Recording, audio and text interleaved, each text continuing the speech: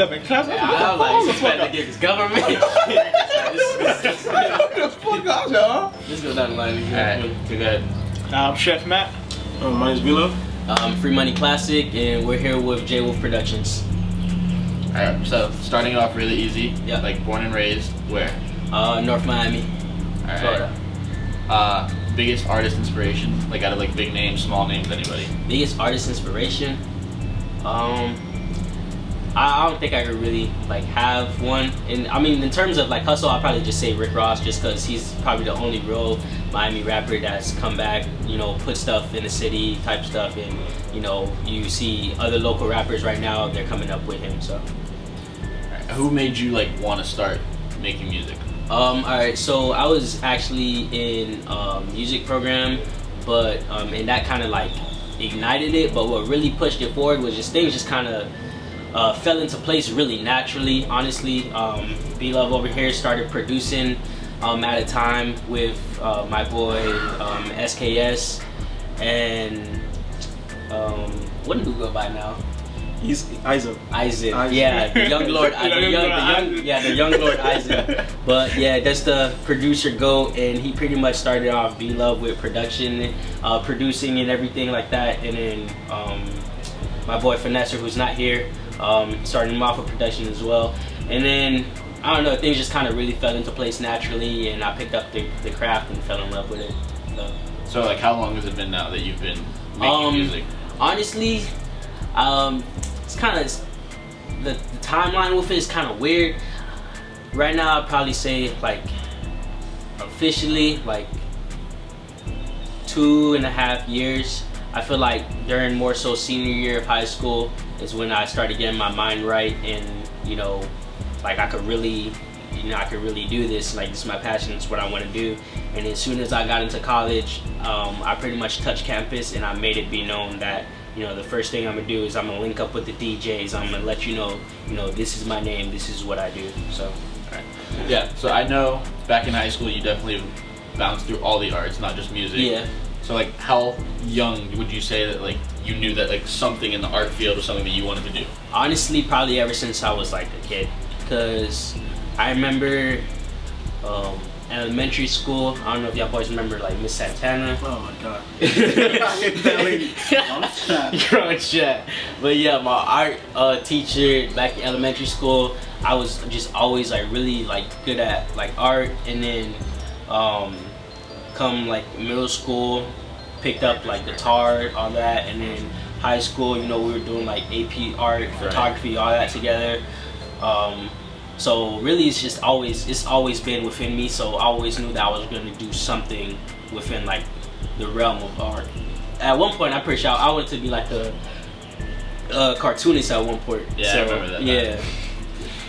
All right, so now into, I guess, like the whole EP release and stuff. Talking a little bit more about that. Kind of want to go through a few songs. Yeah.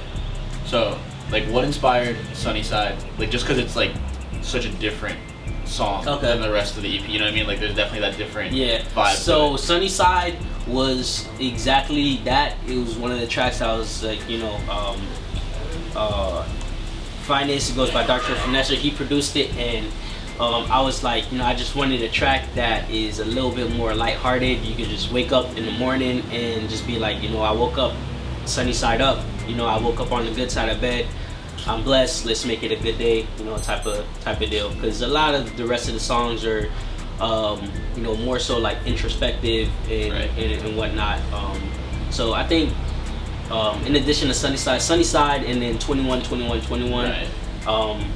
which was produced by B-Love. Those are probably two of my like favorite tracks on the EP, just because I know the energy that I brought to it was different from what I would usually do.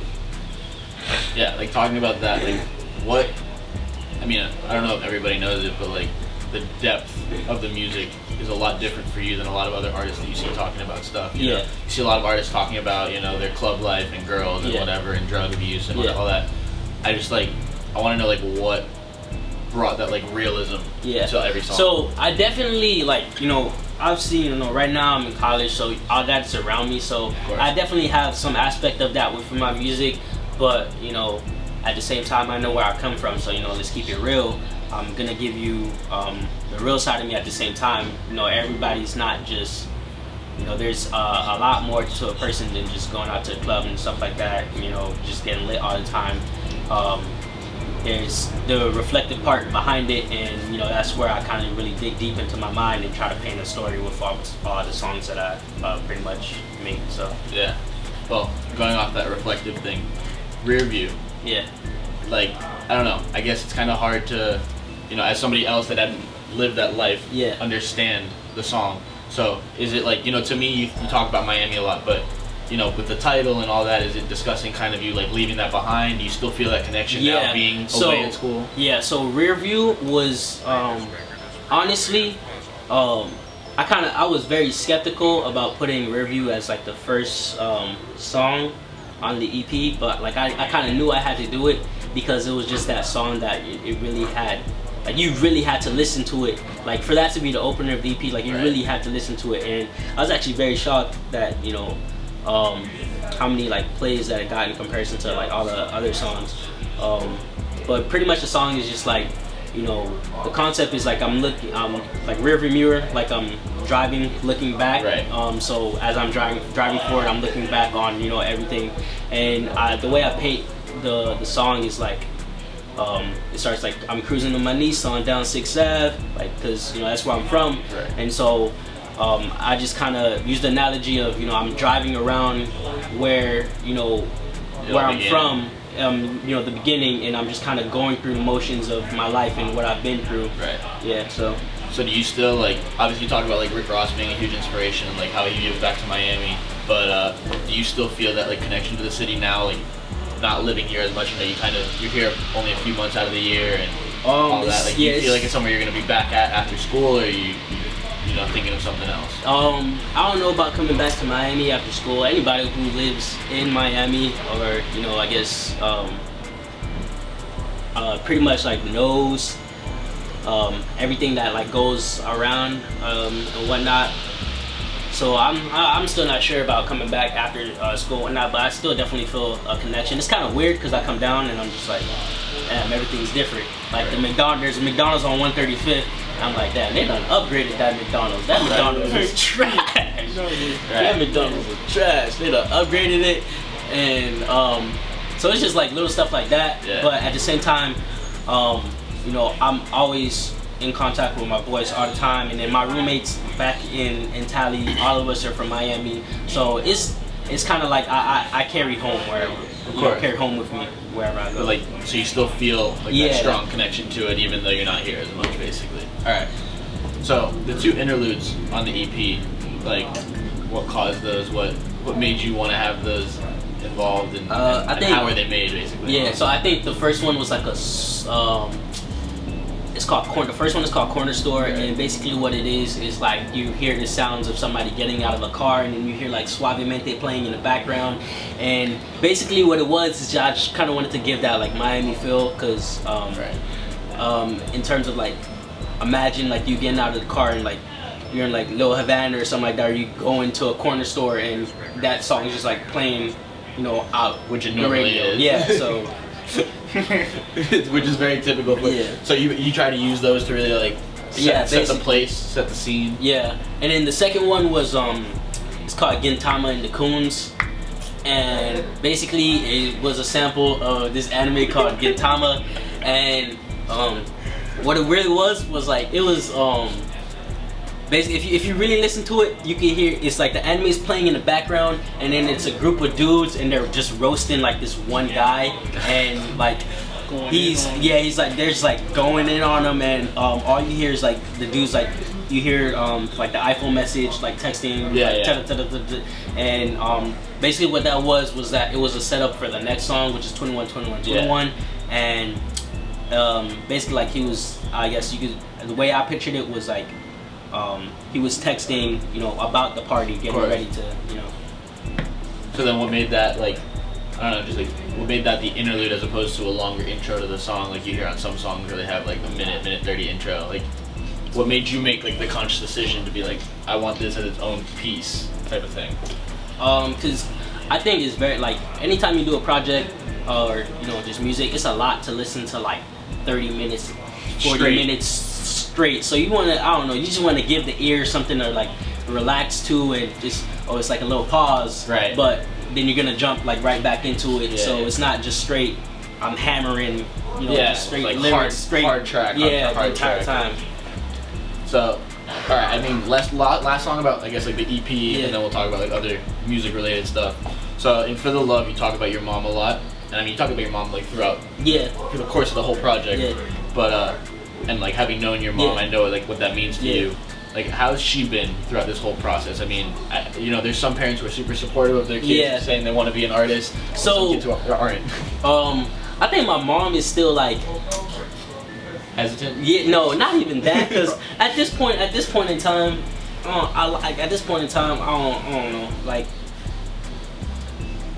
when we used to do like a lot of performances, like just throughout the city and whatnot, and I would always come home late and stuff like that, like back in high school, and she's just like, oh, like worried, like I'm doing music pretty much, and it's like, oh, I just came from the stew type of thing. And This is what that lifestyle demands. basically, and it's just as a parent, you can only really do so much. So, and she knows like how passionate I am, so she's supportive as much as she can. She does, like, I wouldn't say, she's not over here asking me like, how's studio session, but Right. obviously, it's something that I've continued with, and she knows that I'm still doing music. So, she's pretty much like supportive of it. So Is she like super concerned about like school as Yeah. opposed to like you know what I mean, like there's that the parental style that like like school and then like you want to do this, I think that's on your own type of thing, Yeah, or she I mean, understands that you're trying to balance the I've two? always been the person like I'm gonna get my shit done, Right. regardless. So, and my mom knows like it's no pressure. Like even if I'm struggling in school, I'm gonna find a way to make do or whatnot. So although she school, that's how Haitians are in general. That's how Haitians Right. are in general. But at the same time, I'm an adult. Like I pay my bills. I feed myself. I take care of myself. So not to say that I'm gonna do what I want. I'm gonna do what I want. Right. But at the same time, I'm a man. I realize I have responsibilities. So For sure. Yeah. But alright. So the project now as a whole, not talking like individual song process, how long was this like a project in the making? Honestly, the one thing I've been trying to work on is like trying to get content out, in a good manner of time consistently. It's really hard when you gotta work around like your work schedule and classes and stuff like that, and freaking just having to depend on people, make sure things are lined up the way it needs to be lined up. But in terms of how long it took, honestly, it took the entire summer plus some of fall pretty much, and that was just me. Like I really had to make sure I got everything like how I wanted it. Right. If my boy Finesse was here, Finesse was here, that man would tell you he tried to.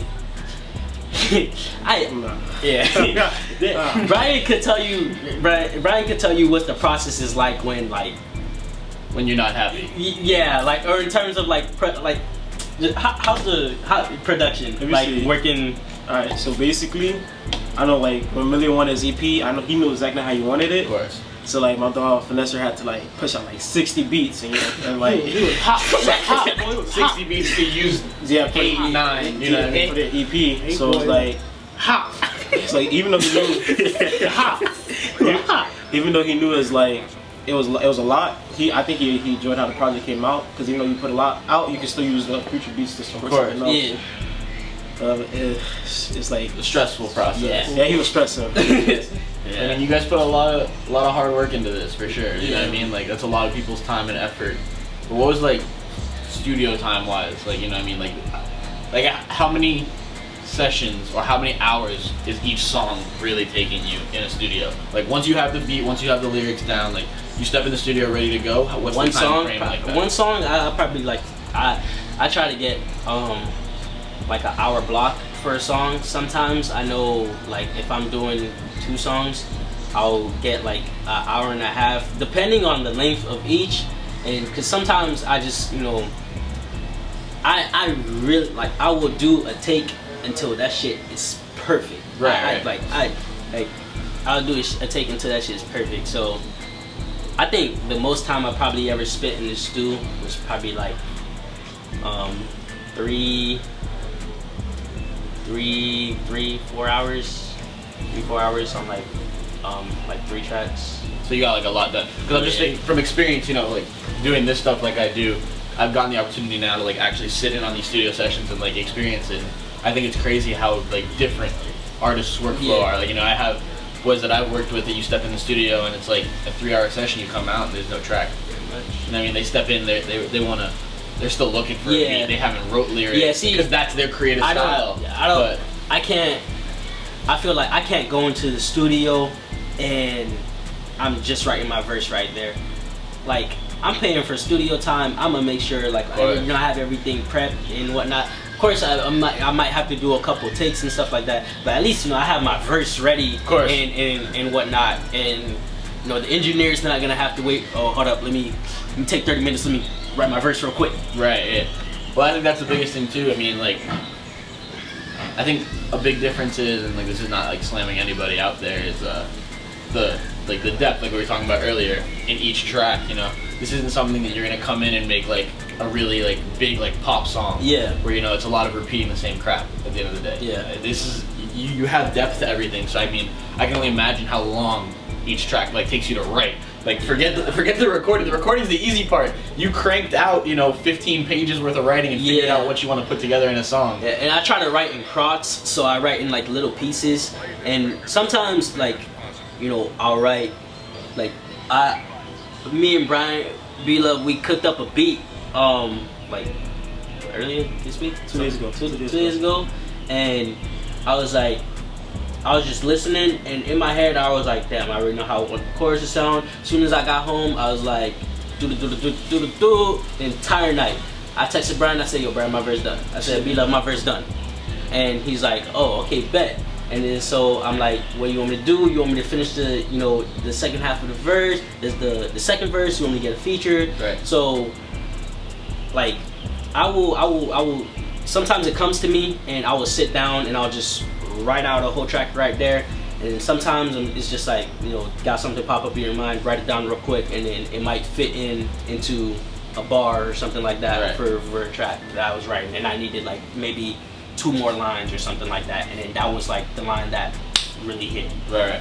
So like, what's your biggest thing like now, like having done this, like you said, 2.5 years, like, you know, you've already started to like acquire like a following, you've acquired an understanding of like what your process as an artist and what your image looks like. Like, for somebody else it's like just getting started, and it's like, what's your giveaway? You said image and like following. Honestly, I think I'm just not even, honestly, I still feel like I'm nowhere near where I want to be in terms of a following and whatnot. I don't have fans or anything like that. I have supporters, and, you know, I have people who want to see you succeed. Exactly, you know. And I mean, you know, with that, you really see like who's real, who's gonna support you and all that. So it's a struggle to like keep pushing and whatnot, but you do what you gotta do. And in terms of like image and whatnot, I've been really trying to build like my image and you know, just being consistent, keeping my face like clean pretty much as possible as you can do. Not everybody gonna like you. No, fuck the haters. Oh yeah. But yeah, you know, I do what I can to keep like my image pretty much crisp and clean. I've been working on a lookbook for the summer. Yeah, which I was gonna bring up. I see that like it seems like you're now almost like moving back towards that other artistic side that we were talking about earlier. Yeah. And like really like focusing on that social media image, which is like, huge. A lot of the things with like artists in general, you know, when it comes to music, you're not just gonna want to stick within the realm of music, because there's so much more that comes attached to it. With, you know, in the realm of music and entertainment, all that, you got there's like music, movies, course. you know, modeling, whether it be for like a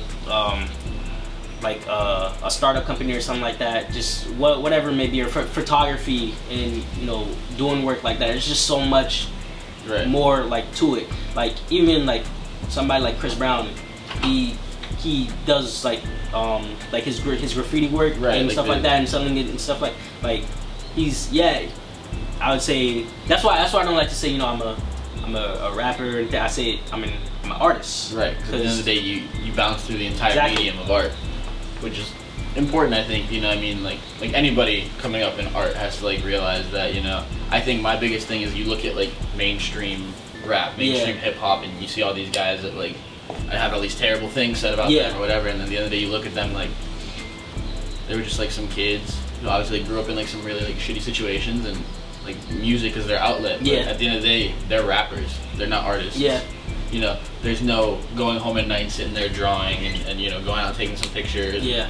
And really like exploring the art side of the world. But honestly, I think this new age, like technology and stuff like that, I think a lot of people are becoming, you know, less like rappers and more artists, because is, you know, people are realizing that there's, you know, if you want to, to be able to branch yourself out, you can't just stick to one, you know, like solely to one medium. You have to have some sort of interaction with, you know, something else. Like a lot of rappers do like modeling for clothing or some, just like stuff like that, you know. I mean, even like affiliation deals and stuff like that. Like you got everybody coming out with shoes. You got everybody coming out. Which is like obviously like a huge like part. Tyler the Creator came out with like his shoes with, damn, what are you? Converse. Yeah. Yeah, that Converse collab was crazy. Yeah.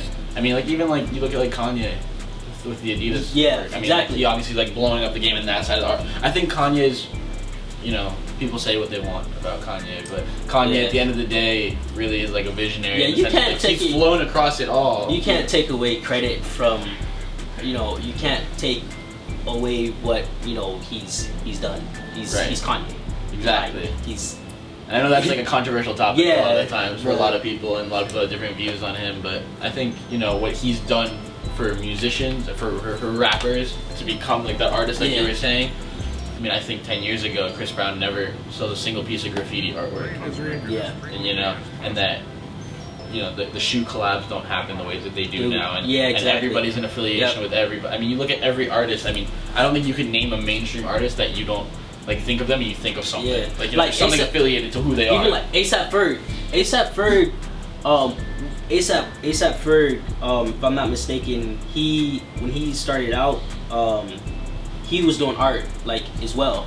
Probably like even more art. Yeah, and he sold his art, and he even like studied under like if I'm correct, like Dapper Dan, which is like this really old dude from like I think New York, and basically he revolutionized fashion in terms when it comes to like his collabs with like Gucci and stuff like that. Like he's revitalizing that old school, you know, style and bringing it into today. So yeah, but other than that, like, you know, what are we looking forward to, I guess, now in the coming months? Like what's up and coming for you across it all? So like I said, we got Summer Lookbook in the works. I dropped one installment of it. Probably drop another installment of it today, actually.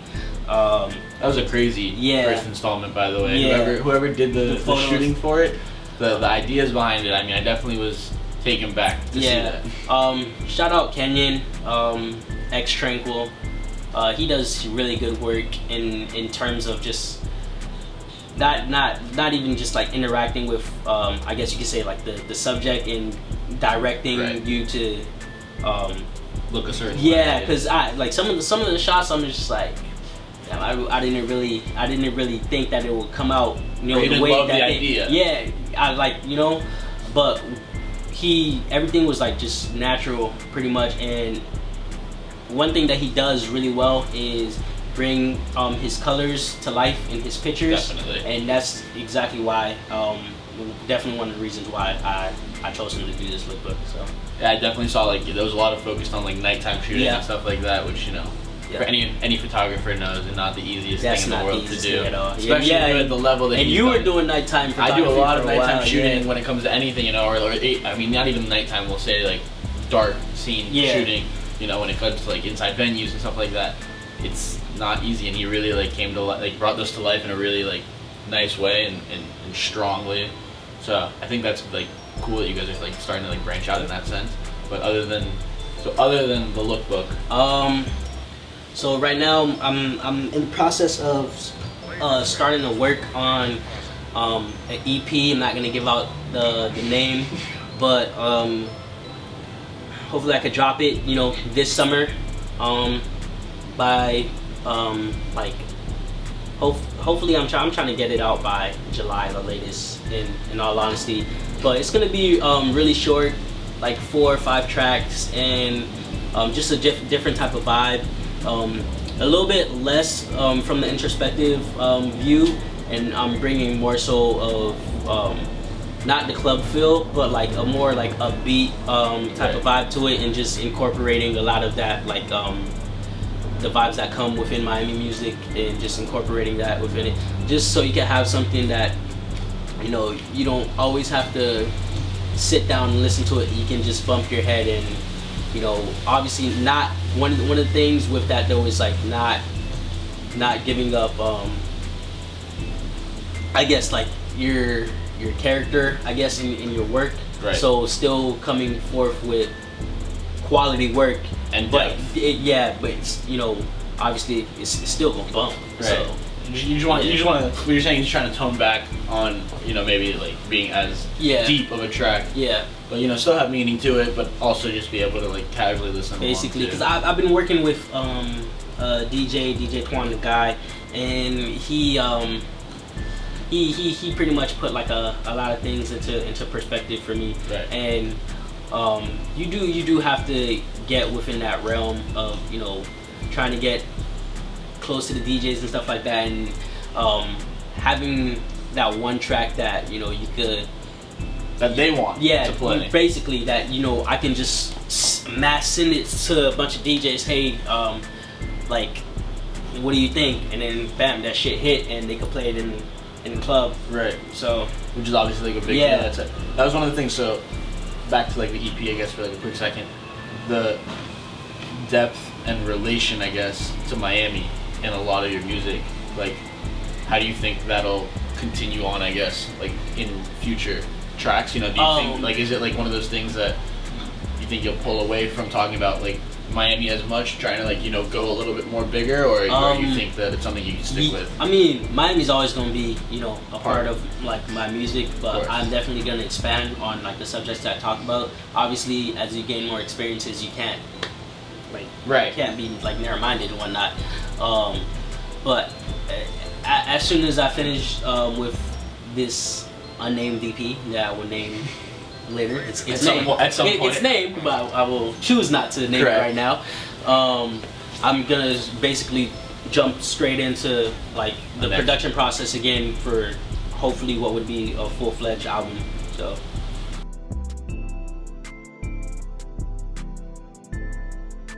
So anything else that you guys, I mean, the three of you across the board, had in mind that you guys wanted to like put out for the world to know? You just wanna direct it towards them if you want, just like more so about it. Yeah. So I mean, I guess we'll go like to Brian. I mean, let's start with what was your involvement on the last, like on this EP? Like how much of that was?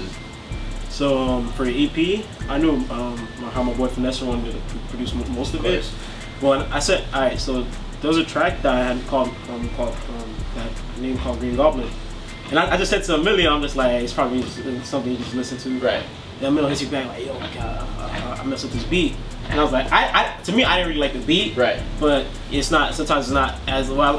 This is why I like producing, because sometimes you might not hear something that doesn't catch your eye, but the artist might, and then he just made 21. And it's like something like. Because I know you did everything before the EP. You had a lot of involvement on, obviously. Yeah. Like while Amelia was basically living down here all the time, you were the go-to in that sense. I know I like seeing you guys all together at shows and stuff like that, working together. So like for you outside of that though, like what's the production like? Like how much are you doing right now? You know. Alright, so between the EP, alright, so before the EP, I was producing beats, and afterwards, I just been like every day I'll produce like 1 or 2 beats. So right now, like 101 beats just stored, just waiting for like somebody to use them. So just hey, The shit.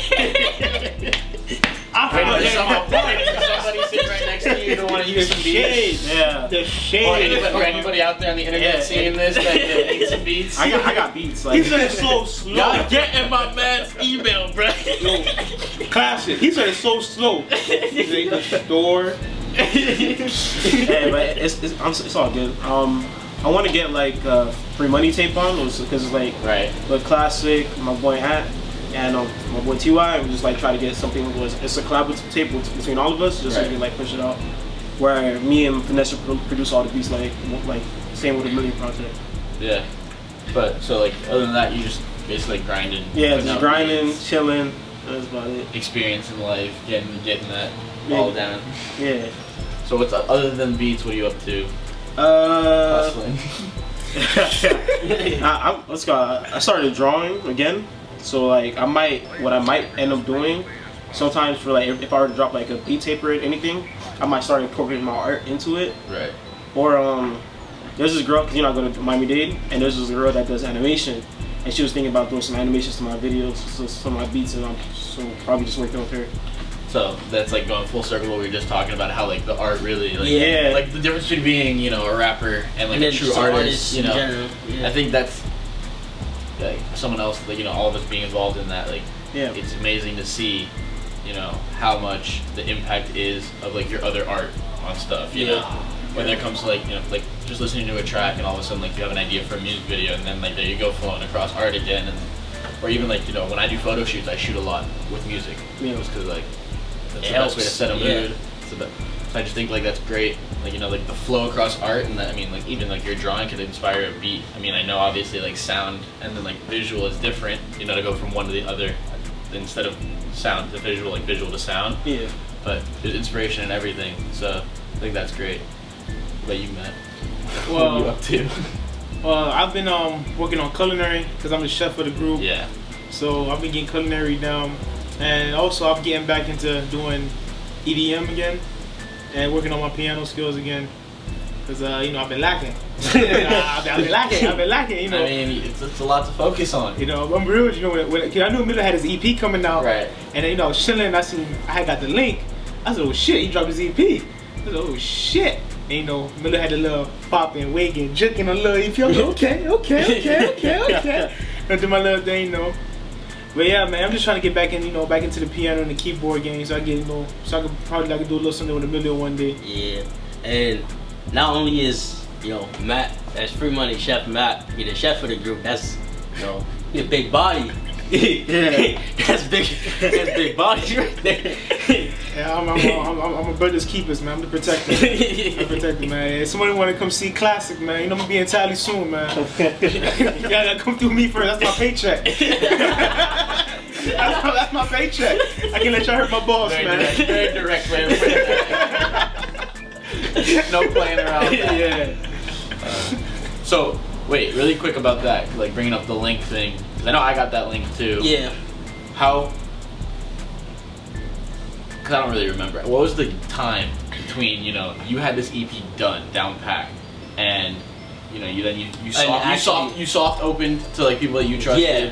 and like people you wanted to know what their thoughts were. So- and then the actual public release now, where everybody's getting it on SoundCloud. So what I did for my last project was, as soon as it was done, pretty much, I think within 2 weeks I had set up the official like release date. I said this is gonna be the official release date, and then the week before it, I sent it to a bunch of people. I think I sent you a private link too. Yeah. Yeah, I sent a bunch of people private links, just to get like kind of like a marketing analysis, pretty much see how people would react, and that way I could know how to push it and who to push it to. Right. Because sometimes it's really about, you know, who you know, and then especially on the college campus. So I was just like, I pushed it to certain people, and I was like, hey, you know, I want you and, you know, I'm specifically wanting you and, you know, your group of friends to listen to this, because I, you know, pretty much like value your opinion and with all this, because I'm trying to figure out my like demographic, I guess you could say, right, and figure out how to play with that, and you know who or what group of people needs more, you know, pushing, or you know, what group of people are really supporting, and how can I get them to even support more and whatnot. So that actually helped a lot, because a lot of the people, especially some of the girls that I had sent it to, they didn't like expect, like, I guess, for me to send it to them. But you know, one of the things I realized is females are, you know, really ride for you. If you know you're doing something and they support you, they will ride for you. So right, and they'll really help that push. Yeah, I mean, there's an influence there. You know what I mean? Like, the culture is growing in that sense. Yeah, like the obviously like the female artist culture too is growing hugely. Like you see across all genres. You know, the quality is starting to really like shine through, and I mean, I would even go to say that a lot of women are dominating. Honestly, honestly, ridiculous power. Within the last freaking year, pretty much, from really. Listen, I'm not even gonna lie. Let's all be serious. It started with like Nicki Minaj and that was a few years ago. Yeah, and then but it paved the way. Yeah, and then you had now you had Cardi, and then Cuban Doll. And you got like people from Miami, like Cuban Doll, and then of course you got like City Girls and whatnot, and that's like all across the board throughout Florida, and girls like well fuck that nigga, come on in the club. Oh, you pee. Oh, you yo. The club ain't for the guys no more, man. When they start singing, your heart feel broke. Like, damn, kid, I'm about to slide up on you. Damn. Yeah. Like, fuck that nigga, huh? Wrong chat. Yeah, I mean, you can't underestimate that push. Yeah. You know, and that. So that's definitely a real big part of the market that I've been trying to, you know, tap into a lot more recently. Yeah. Obviously, like the marketing working a little bit, because the EP. I know the EP got some really good reviews and listens. Yeah, which is good. And then I mean, I know you got some pretty big like props from people on it too, from some, you know, a little bit more known people, you know, helping you grow a little bit in that sense, which is like exactly what you wanted to do. I mean, we all know it's a process. Yeah, it's a real long, arduous, very hard process. It's very discouraging sometimes. Oh, yeah. But you know, you do what you gotta do. If you want something, you go grab it. You feel me? We're running to the Duffy. That's what we're doing. Hey, running to the back. All right. Well, I mean, I think that's it. And we got a lot of really good questions to answer. Hopefully, everybody learned a little bit about you, and hopefully we. All right. Well, this is Free Money Classic. Shout out my boys ET. They already know. EP coming soon. This is my boys in Tally, my roommates, my whole crew in Tally, pretty much, and these boys and them, pretty much my life in Tally, and because I throw like a lot of parties up there and stuff like that, and just the hype of that kind of is gonna pretty much inspire my next EP. So yeah, just shout out them boys, shout out CT, and this has been Free Money Classic. It's Free Money B-Love. Free Money Matt. And we're here with JWolpheProductions, and I guess that's it. Yeah.